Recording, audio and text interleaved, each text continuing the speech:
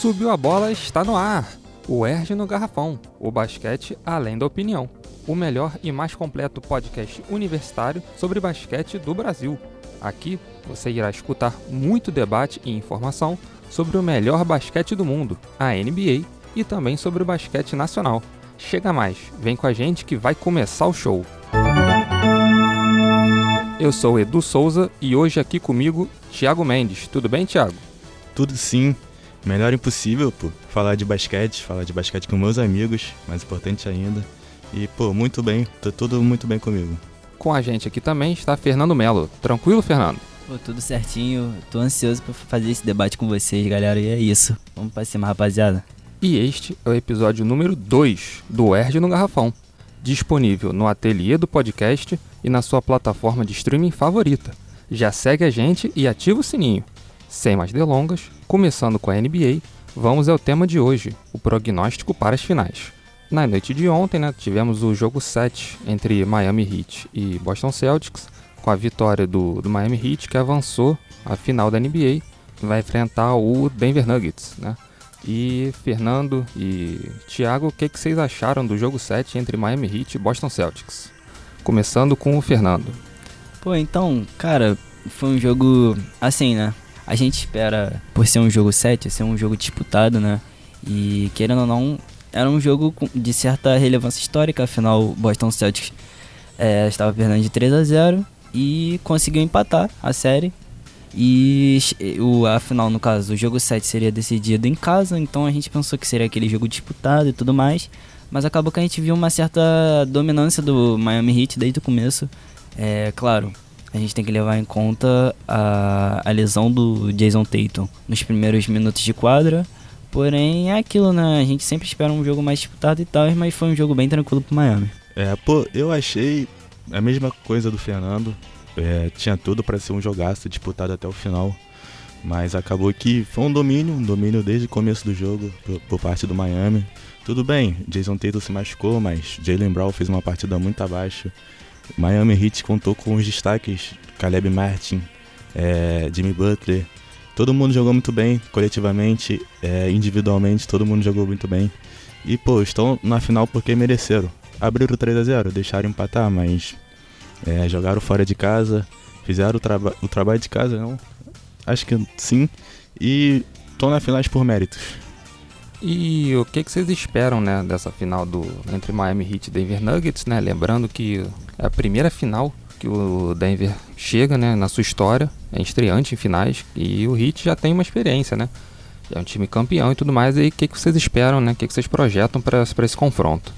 Pô, sendo bem sincero, quando a gente pensa em Miami Heat e Denver Nuggets, a gente vê dois times que, no caso, o Denver Nuggets se destaca pelo ataque, O Jokic sempre potencializando os seus jogadores, Os jogadores à sua volta. E quando a gente pensa em Miami Heat, assim, a gente sempre pensa em defesa, No caso, o Eric Spoelstra é um baita técnico e tá sempre fazendo o time elevar o seu nível na defesa. Porém, quando a gente pensa em finais, são jogadores que entram em quadra ali. Então, independente de habilidade e tal, tudo mais, o que importa é a garra, Então, nessas finais eu acredito que vai ser uma final bem disputada mesmo. A gente vai ver mais ou menos como é que os técnicos irão fazer para as respectivas estrelas dos seus times. No caso, como é que o Spoelstra vai parar o Jokic e como o Malone vai parar o Butler, E assim, eu acho que vai ser uma final bem disputada mesmo. Cara, eu acho que essa final tem tudo pra ser uma ótima final. São dois times, assim, não são o que a galera gosta, não. Gosta, acho que é muito forte, não é o que a galera normalmente torce.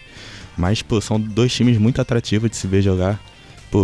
Miami Heat, Jimmy Butler, raça, os caras jogam de uma vida. E, não é um time rodeado de estrelas. Tem o Bam Adebayo, tem o Kyle Lowry, mas já em final de carreira. Tem o Jimmy Butler. Podemos dizer que ele pode ser uma estrela, mas os outros jogadores são jogadores que exercem a função de roleplayers, mas que no jogo em si dão a vida, fazem mais que roleplayers deveriam fazer e jogam muito. E, por parte do Denver Nuggets, tem até as suas estrelas, entre aspas, né? Michael Porter Jr., Jamal Murray, não são estrelas propriamente ditas, mas são ótimos jogadores. E com o Jokic do lado, o Jokic no time, se potencializam ainda mais, viram jogadores ótimos. Jamal Murray é um exemplo nos playoffs, jogando muito. E, pô, tem tudo para ser uma ótima final. São dois times muito interessantes de se ver jogar. E eu só espero, pô, diversão como telespectador. Só espero se divertir muito. Muito entretenimento, né? Porque, como o Jimmy Butler disse, basquetebol é entretenimento. E, pô, eu vou assistir todos os jogos. Pô, só complementando aqui o que o Thiago falou. Cara, o Thiago realmente ele tem razão. Quando a gente pensa em Miami Heat e Denver Nuggets, a gente vê dois times que não tem uma certa mídia, né? Tanto que quando a gente pensa em Miami, Miami é uma franquia recente, tem 3 títulos da NBA. Porém, como eu disse, é uma franquia recente, então a gente não pensa em tanta mídia assim. E o próprio Denver Nuggets, que é a primeira final da NBA, que vai ser a primeira vez que o Denver Nuggets disputa a final da NBA. Então a gente pensa que não vai ser uma final tão midiática assim como, sei lá, nos últimos anos a gente teve Golden State e Cleveland, LeBron vs Curry. Porém, cara, a final da NBA é sempre aquele espetáculo, sempre aquele basquete bem jogado, assim a gente espera, né? Então, é isso. Esse ponto que vocês tocaram é muito importante, né? Com certeza a NBA gostaria que a final fosse Lakers e Celtics, porque seria muito mais midiático e tudo mais, teria LeBron contra Tatum, mas Denver e Miami não chegaram à final à toa, né? Denver, né? Você tem o Jokic, o cara joga nas 5 posições, o cara é um jogador absurdo. Você tem Miami, que é um time muito raçudo, abriu 3-0, tomou um empate. O jogo 7 foi em Boston, os caras foram lá e ganharam o jogo. Dominaram. Então, exatamente. Então, é um time muito técnico contra um time muito raçudo.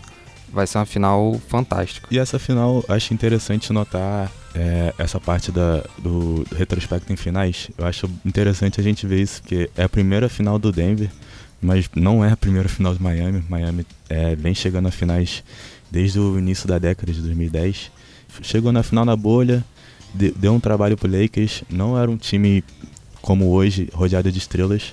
O time, acho que pode se dizer que melhorou, mas é basicamente o mesmo núcleo. Bam Adebayo, Tyler Hero, Jimmy Butler. E chegou às finais de novo. Então é um ótimo trabalho do técnico, do Eric Spoelstra. É um ótimo trabalho do Jimmy Butler também, por que não? E é um time de... Tirar o chapéu. Isso aí. Porque, o time sai da Seed 8, play-in, e, chega à final, não é qualquer coisa. Acho que, se eu não me engano, só 2 vezes aconteceram isso. New York Knicks em 99, que era Seed 8 e chegou à final, e a Miami Heat agora.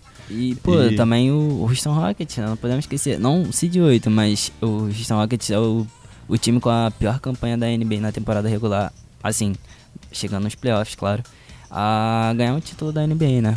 Sim, mas tem o seu mérito, mas, sai da Seed 8 para as finais é muita coisa.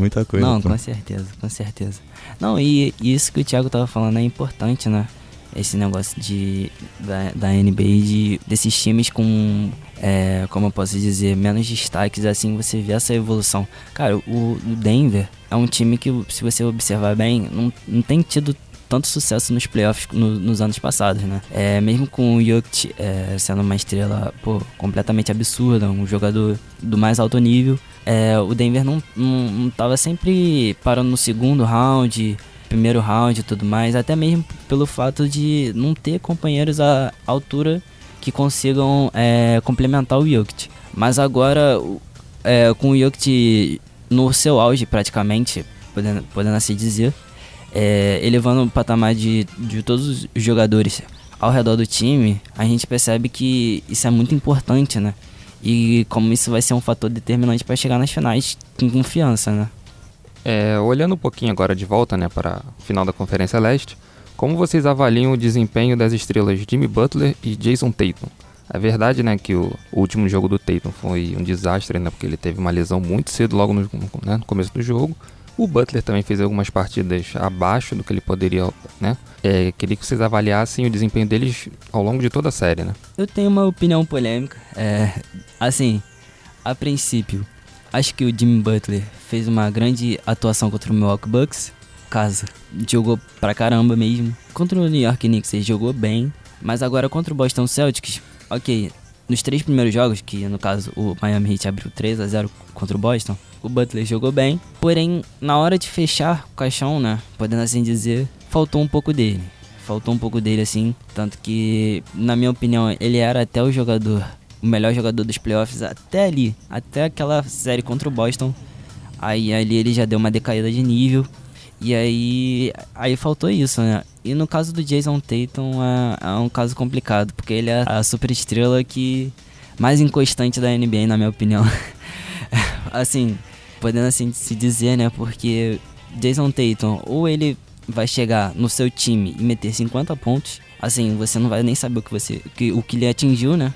Ou então ele vai chegar no jogo, meter 8 pontos, arremessar 3 bolas, sei lá, no primeiro tempo todo, ou então arremessar 20 bolas e acertar só 2, sabe?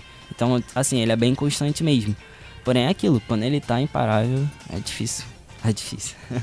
Cara, eu concordo, mas concordo em parte com o Fernando. Eu acho que o Jimmy Butler, até essa série, no caso de Boston, fez um playoffs maravilhoso, se tirar o chapéu de novo. Não vou dizer que carregou, mas meio que levou o Miami Heat, não só ele, claro, mas ele era o ponto-chave desse time. Só que nessa série, ele realmente jogou os 3 primeiros jogos bem e decaiu nos outros 3. Mas, assim, ele decaiu, mas ele continuou contribuindo muito. Ele, no jogo 6, eu acho, se eu não me engano, os arremessos de quadra dele a porcentagem foi muito, muito baixa, mas mesmo assim eu acho que ele foi o maior pontuador do time. Quase que vence ali nos lances livres e ocorreu aquele game winner lá do Derrick White maravilhoso. Mas eu acho que até aqui ele vem desempenhando um papel maravilhoso como franchise player, vem fazendo um playoff muito, muito sólido. E por parte do Jason Tatum, aí eu realmente concordo com o Fernando, é uma estrela muito inconsistente, oscila muito. Assim, joga muito bem às vezes não joga nada, mas é isso. Jason Tatum, desde que eu me conheço por gente, é assim. Assim, tem um teto muito bom pra melhorar, vai melhorar, eu tenho certeza. Acho que tem 25 anos, tem muita coisa pra melhorar, mas nessa série ele foi basicamente isso. Jogou muito bem em jogos, jogou muito mal em outros. Teve essa lesão, infelizmente, que acabou talvez arruinando essa última partida dele, que era o jogo 7, talvez o jogo mais importante da temporada para o Celtics. Mas eu acho que, no geral, eu acho que ele fez um bom trabalho nos playoffs. Na série também, fez o que pôde. Infelizmente não veio a vitória, mas fazer o que, né? Pô, só um adendo, o Thiago falou que o Jason Tatum tem 25 anos, ele não tem 19 não? Não, brincadeira, galera, tô gastando. Então eu queria ouvir de vocês, o que vocês esperam dessa final, né, entre Miami Heat e Denver Nuggets. Você acha que vão ser em 7 jogos, vai ser em 6, vai ser em 4, qual a expectativa de vocês? Pô, então, na minha opinião, sendo bem sincero, é difícil você olhar a carreira do Jimmy Butler, um cara que sempre performou bem nos playoffs, e olhar ele chegar na final mais uma vez e não levar o título. Porém, Nikola Jokic é um monstro, eu sou fã do basquetebol praticado por ele, então acho que eu vou torcer pro Denver, acredito que o Denver leva essa. Cara, então, é difícil a gente duvidar do Miami Heat, a gente pode ver um favoritismo claro por parte do Denver Nuggets. Não é o atual MVP, mas foi back-to-back MVP, Nikola Jokic, jogando muito, muito.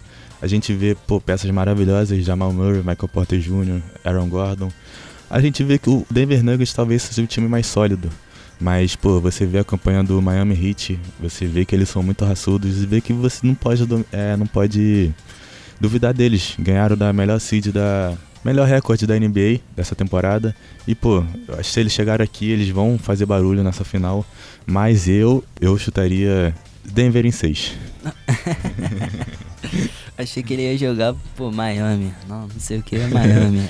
É que é difícil, cara. Eu já falei, é difícil, mano. Mas, assim, do lado técnico, eu vejo Denver em 6. Mas eu posso ver claramente o Miami Heat ganhando essa série em 7 também.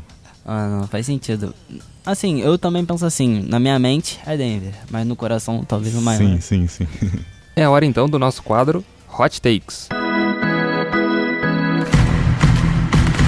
Nele, nossa mesa opina sobre determinado assunto em 30 segundos ou menos.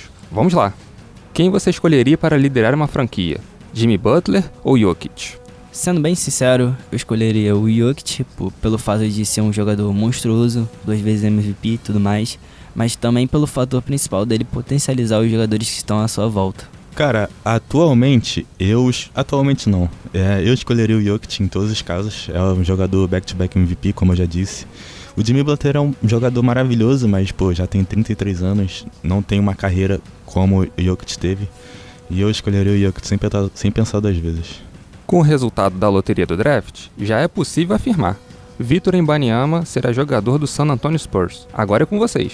O Wemby será o melhor calouro da história? Cara, eu acho que hoje em dia é muito fácil responder que não vai ser. Porque na história da NBA, Wilt Chamberlain, Oscar Robertson, vários jogadores se destacaram. Magic Johnson, por que não?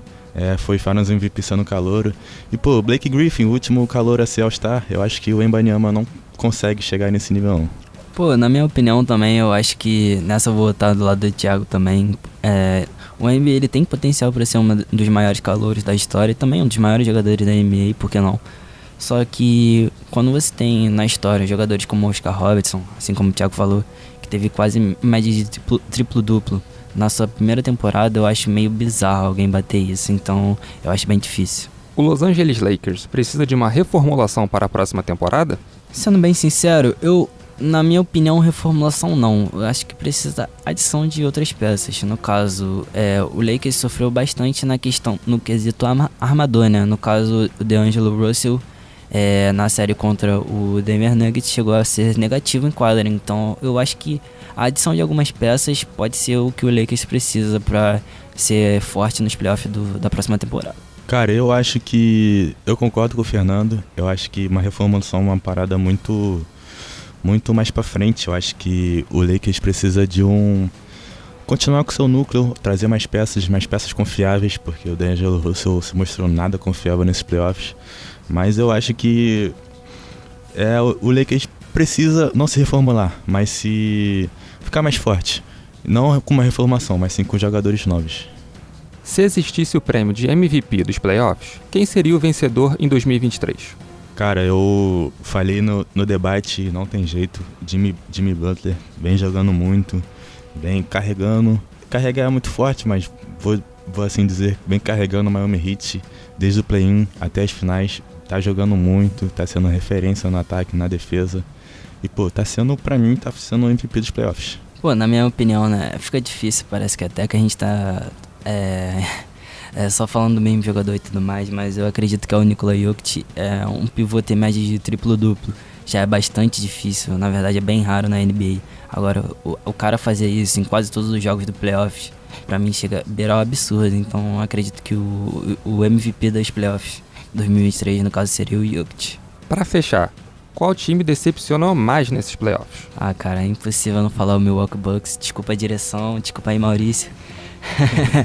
Não, brincadeiras à parte, na minha opinião, o Milwaukee Bucks é um time que ficou em primeiro na sua conferência durante toda a temporada regular. É um time bem forte, com um dos melhores jogadores do mundo, que é o Antetokounmpo.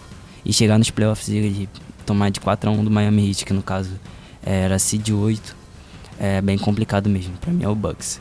Cara, então, vou ter que concordar e também vou ter que pedir perdão, mas fazer o quê? Contra fatos não argumentos. Bucks, seed 1, perdeu para seed 8 que vem do play-in. O Antetokounmpo tenta falar que fracasso não existe, mas, meu amigo, você fracassou. Não tem jeito. Este foi o Hot Takes de hoje. Obrigado, rapazes. Chegou a hora de falar do nosso basquete, no quadro Laranja, Verde e Amarelo. Solta a vinheta, produção.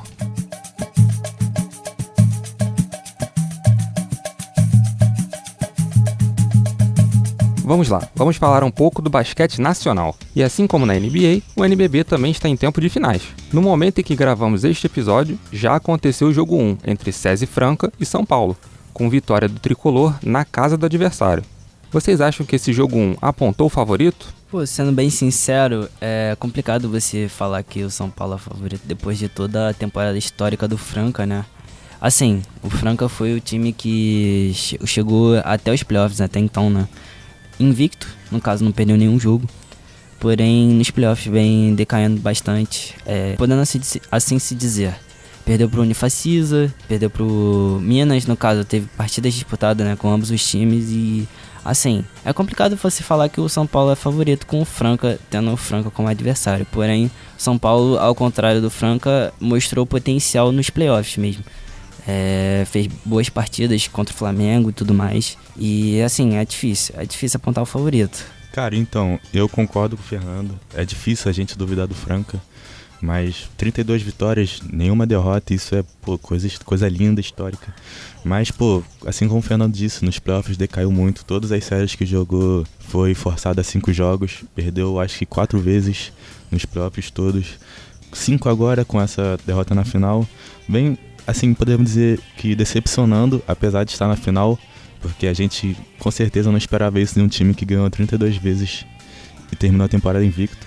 Mas eu acho que ainda é favorito, apesar da vitória de São Paulo. Na minha visão, o Franca também é favorito, né? Muito pelo que vocês apontaram, né? O time terminou a temporada regular invicto.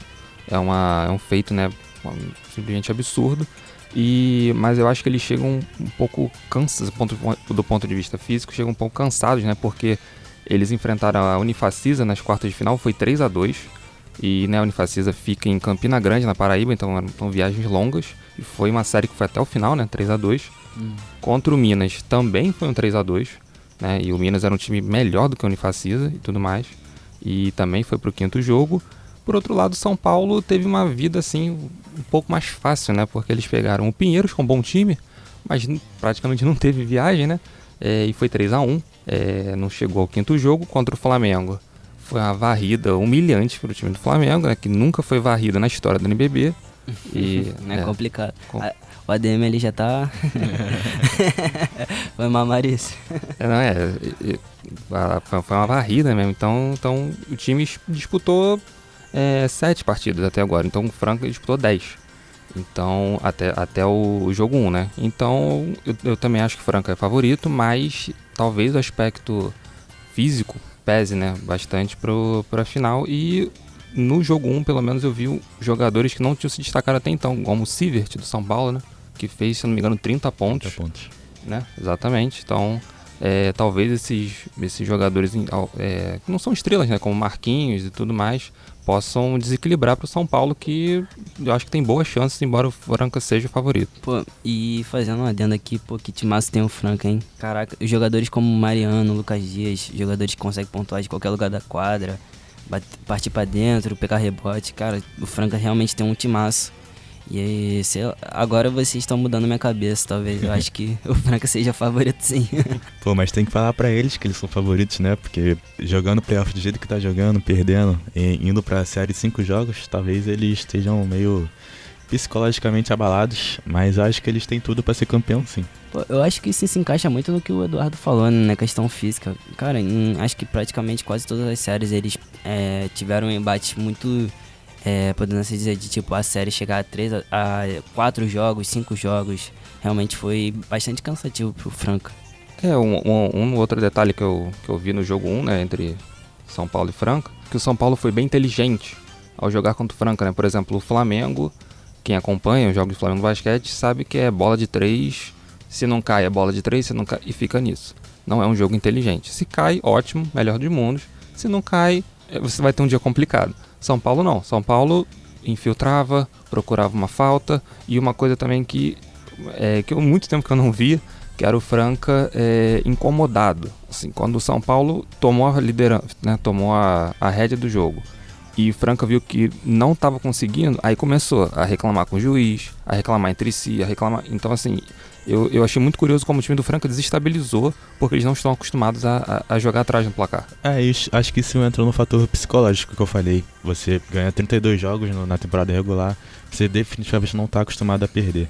E quando você perde, eu acho que você fica meio destabilizado, não sabe o que fazer, não sabe como proceder nessa situação, e você acaba entrando no jogo do adversário, né? E sendo bem sincero, acho que essa é a graça dos playoffs, né? Um time, obviamente é sempre bom não perder, ganhar todos os jogos da temporada regular, pô, incrível, maravilhoso. Porém, o negócio fica de verdade nos playoffs. É nos playoffs que os times vão dar a vida, os jogadores vão dar a vida, porque todo mundo no final só tem um campeão, né? Então, independente do time se classificar para os playoffs no último lugar ou então em primeiro, chega na hora de decidir, os times vão dar a vida ao máximo. E os 2 próximos jogos, né, serão na capital paulista, né? O São Paulo vai receber o Franca para os jogos 2 e 3. Jogo 2, quarta-feira, às 8 da noite. E, né, São Paulo já abriu 1-0. Vocês acham possível São Paulo fechar a série em casa? Então 3-0 e fechar a conta? Sendo bem sincero, acho possível sim. Esse time do São Paulo não é fraco. É um time bem forte, na verdade. Ainda mais jogando em casa. Então é bem possível assim, fechar a série. Porém, nós temos o Franca, um time histórico, né? Esse Franca a gente está presenciando do outro lado. Então a gente nunca se sabe. Cara, eu acho que sim, São Paulo é bem possível que feche a série em casa. Mas, 2 jogos em casa eu acho que, é uma vantagem absurda. Você vencer o primeiro jogo na casa do adversário e ter os próximos 2 jogos na sua casa, eu acho que é uma vantagem absurda mesmo. E, eu acho que o São Paulo pode jogar com isso, pode jogar com sua torcida. Pode sair campeão, mas é aquilo que o Fernando disse, é aquilo que a gente vem falando. O Franca é um time histórico, o Franca é um time histórico, muito histórico, 32 vitórias, se não é qualquer coisa. E, por mais que tenha decepcionado no playoffs, eu acho que chegou na final, fez o trabalho, fez o que tinha que ser feito. Mas eu acho que o São Paulo pode fechar sim, apesar de que é o Franca do outro lado. Vocês acreditam que falta de experiência do elenco do São Paulo? Tem alguns medalhões, mas no geral não tem muita experiência em finais, né? O Franca é atual campeão da Copa Super 8, da Champions League, né? E da NBB. Vocês acreditam que a falta de experiência do São Paulo pode pesar nessa final?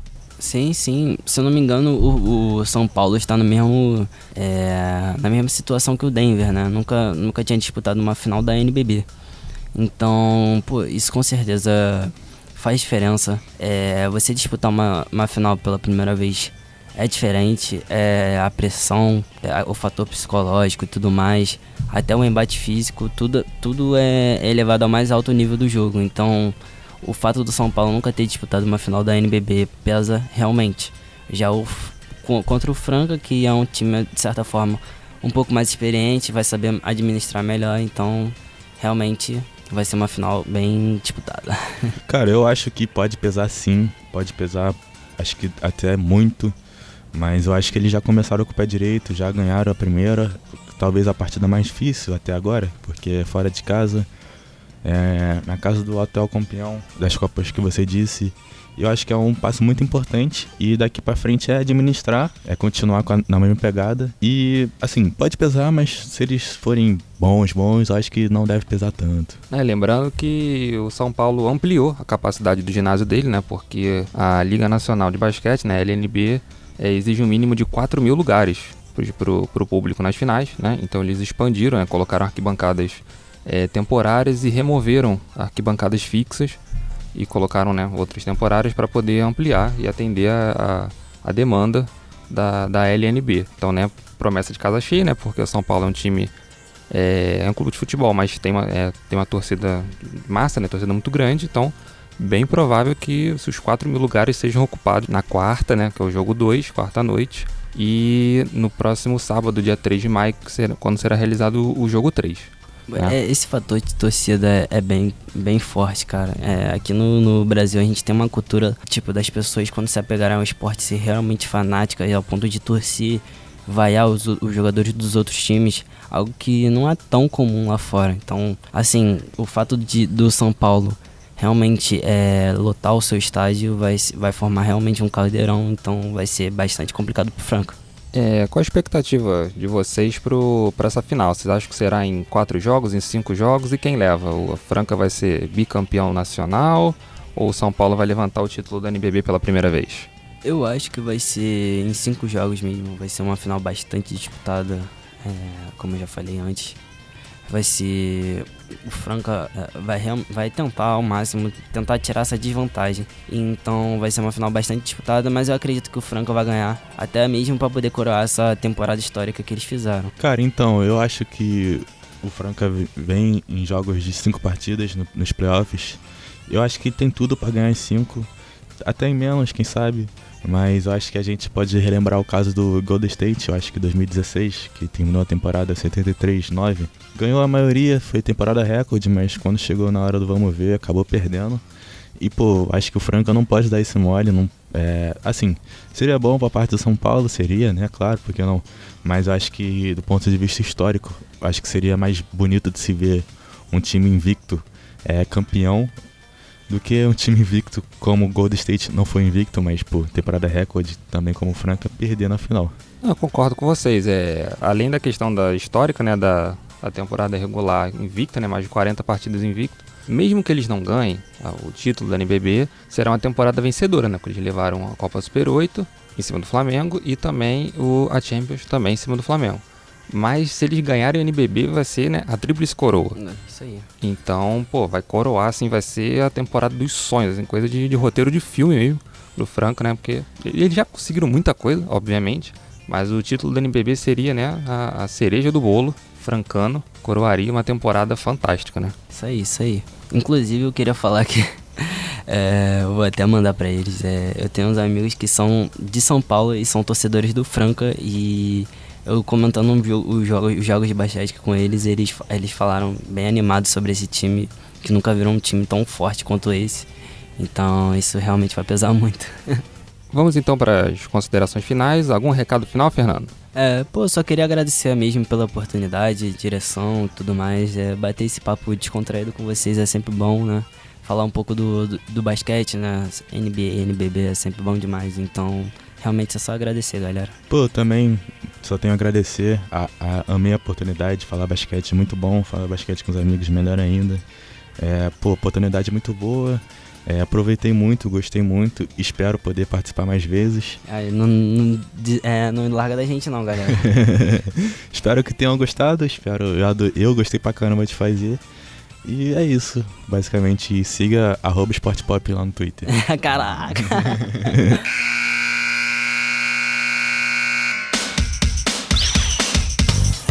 Sirene tocou e chegamos ao fim do programa de hoje. Muito obrigado a você que nos acompanhou até aqui.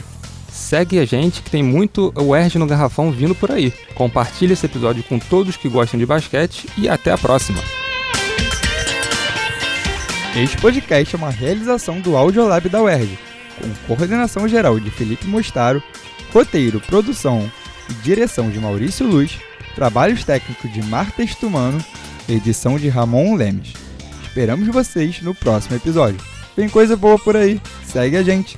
UERJ no Garrafão, o basquete além da opinião.